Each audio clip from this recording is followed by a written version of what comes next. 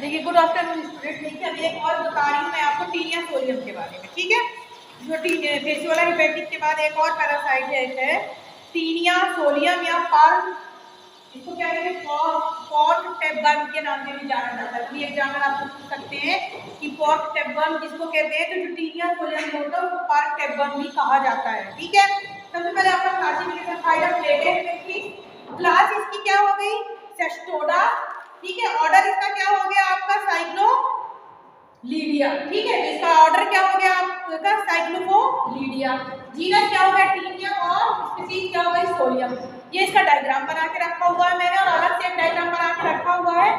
इसमें आपको क्या देख के रहे हैं, उसका पूरा माउथ पार्ट दिख रहा है, नेक दिख रही है, सुपर दिख रहा है, रोस्ट्रम दिख रहे हैं, रेडियल मसल्स वगैरह दिख रही है। तो अलग से एक दूसरा पार्ट भी बनाया है। अब देखो सबसे पहले कैरेक्टर जो होता है इसकी देख और द्विस्पर्शी समिति होता है, चपटा फिलोम रहित होता है। ठीक है, कैसा होता है, सप्ता और फिलोम रहित होता है।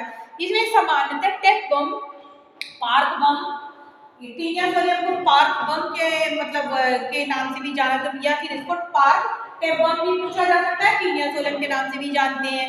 फीता क्रमिक बिलास, साधारण भाषा में आपको फीता क्रमिक, जैसे रिबी के समान लंबा होता है इसलिए इसको फीता क्रमिक भी कहा जाता है। ठीक है, ये हो गया।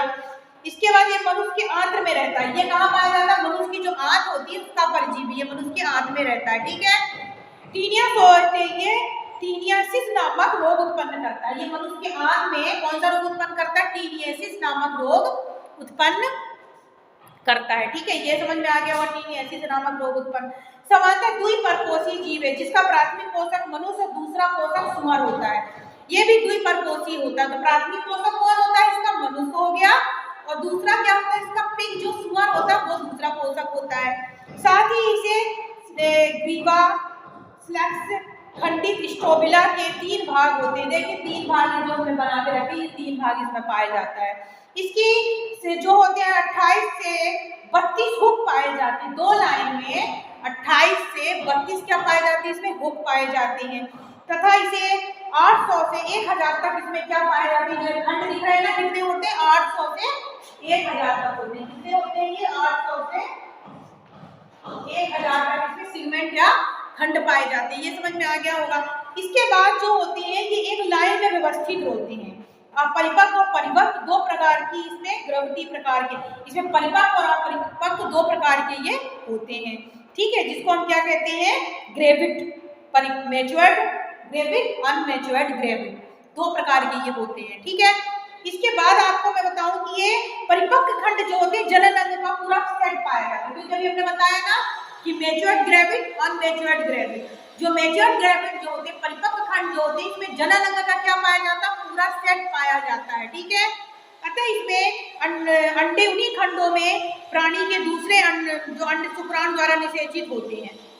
इनमें स्वनिषेचन की भी होता है। इनमें क्या पाया जाता है, सेल्फ रिप्रोडक्शन और स्वनिषेचन भी पाया जाता है।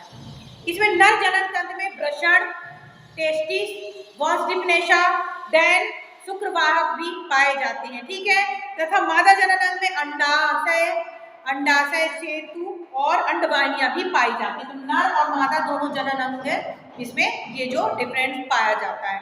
साथ ही परिपक्व अंडे में एक और जनन पैपिला, जिसे सिर पर समान छिद्र, इसमें एक जनन पैपिला भी पाया जाता है जो समान छिद्र के समान होता है। ठीक है, ये हो गया। तो ये क्या कहलाता है कि वयस्क फीता क्रमिक मनुष्य की आंत में रहता है। जो एडल्ट फीता क्रमिक या टेप बम होता है मनुष्य की आंत में रहता है। ठीक है, जबकि ब्लड वर्म अवस्था सुअर की मांसपेशियों में होती है। जब इसकी ब्लड वर्म अवस्था जो आती है, जो दूसरी अवस्था ब्लड वर्म अवस्था जब होती है, तब ये किसमें पाया जाता है, सुअर में ये पाया जाता है। ठीक है, मनुष्य के शरीर में पहुंचने पर ये मस्तिष्क, यकृत, गुदा आदि के में भी पुटीकृत हो जाता है। सिस्टोकार्मोसिस ये अवस्था क्या कहलाती है, सिस्टोकार्मोसिस अवस्था इसकी कहलाती है, जब मनुष्य के आंत में, मस्तिष्क वगैरह में जाता है। इसका वितरण जो होता है सामान्यतः चीन में, भारत में, ठीक है, यहाँ पाया जाता है। इसमें क्या होता है, पेट में बहुत दर्द होता है, अपवक्षा में ऐसा रहती है, पेट में बहुत दर्द होता है, तथा इसके कारण इसमें ये मेन इसके कैरेक्टर हो गए है ना, पेट में दर्द अगर हो रहा, ठीक है, और उल्टी होना, चक्कर आना, ये सब इसके कैरेक्टर है। साथ ही आप देखोगे इसका रोग का संचार ग्रेविड खंड जो होती है सुअर के जो अमाशय में भाग में ये पाया जाता है, सुअर के जो मांस है वहां पे ये पाया जाता है। ठीक है, ये भी हो गया इसका। देन इसके बाद आप देखोगे कि सुअर का जो अधपका संक्रमित भोजन ग्रहण करते हैं, जो ब्लड वर्म मनुष्य की आंत में पहुंच जाता है। जिस लोग सुअर का मांस खाते हैं तो मनुष्य की आंत में पहुंच जाता है। ठीक है, इसका उपचार जो होता है हाइड्रोक्लोराइड के द्वारा होता है। ठीक है, क्रियोक्वाइन द्वारा इसका उपचार होता है। सुअर का मनुष्य का मल खाने से रोकना चाहिए। जो सुअर मनुष्य का मल खाया तो सुअर को हुआ, और जो मनुष्य सुअर का मांस खाए उनको ये होता है। ठीक है, इसलिए मनुष्य मल मूत्र का स्थान ऐसी जगह पे नहीं करना चाहिए जहाँ पे ये सुअर इसका खा खाए।